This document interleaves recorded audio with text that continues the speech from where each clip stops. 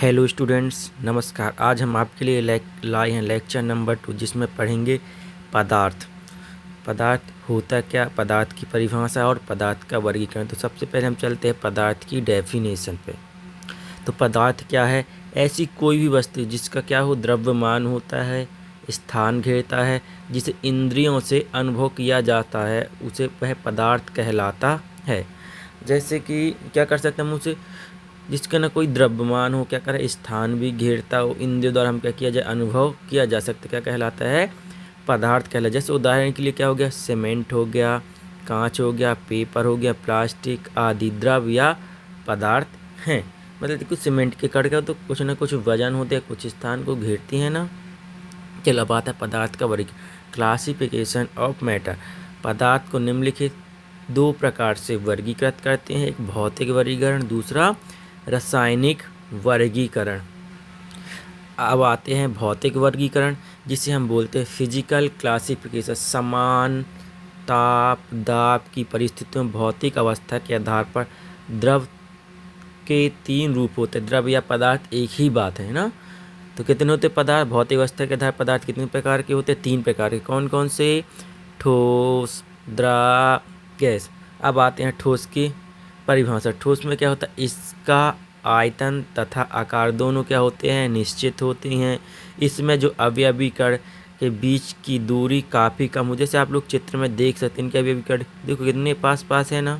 ये हो गया क्या, ठोस। ठोस को उदाहरण लोहा हो गया। और दूसरा आता है द्रव, द्रव पदार्थ। इसका जो होता है आयतन निश्चित पर आकार क्या होता है, अनिश्चित होता है। जैसे कि आपने 1 लीटर पानी लिया, अब 1 लीटर पानी का आयतन तो निश्चित, लेकिन आपने उसको ग्लास में डाला तो क्या ग्लास का आकार ले लिया।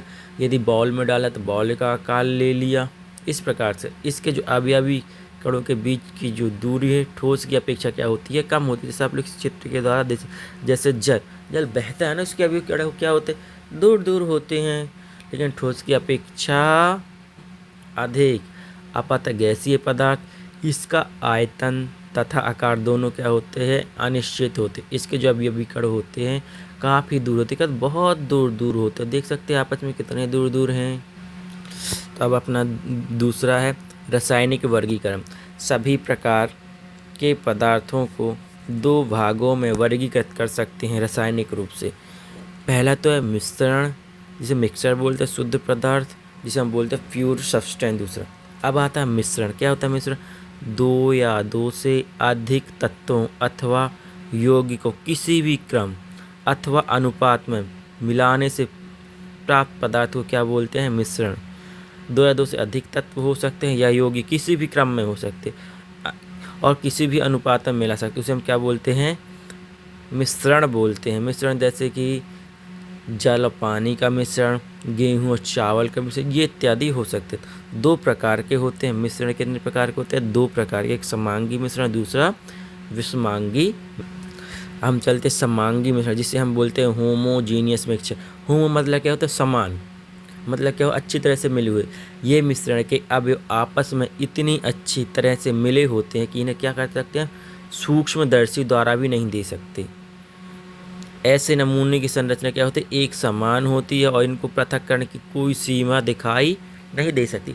उदाहरण जैसे हवा में, हवा को बताओ, हवा में कई सारी गैस में हाइड्रोजन, लिथियम, लिथियम नहीं, हाइड्रोजन, ऑक्सीजन, हीलियम आपस में मिली होती है, लेकिन आप इन्हें पता करने किसी में इन्हें सूक्ष्मदर्शी द्वारा भी नहीं दे सकते। पेट्रोल हो गया, ऐसी सेम पेट्रोल, फिर क्या समुद्री जल में तो आप तो देख ही सकते हो, पीतल में भी हम सोना मिला देते हैं, अच्छी तरह से दिखता है क्या, नहीं दिखता। और इन्हें क्या, सबसे इंपॉर्टेंट क्वेश्चन, समांगी किनको सूक्ष्मदर्शी द्वारा नहीं देखा जा सकता, तो वो क्या है, समांगी मिश्रण है।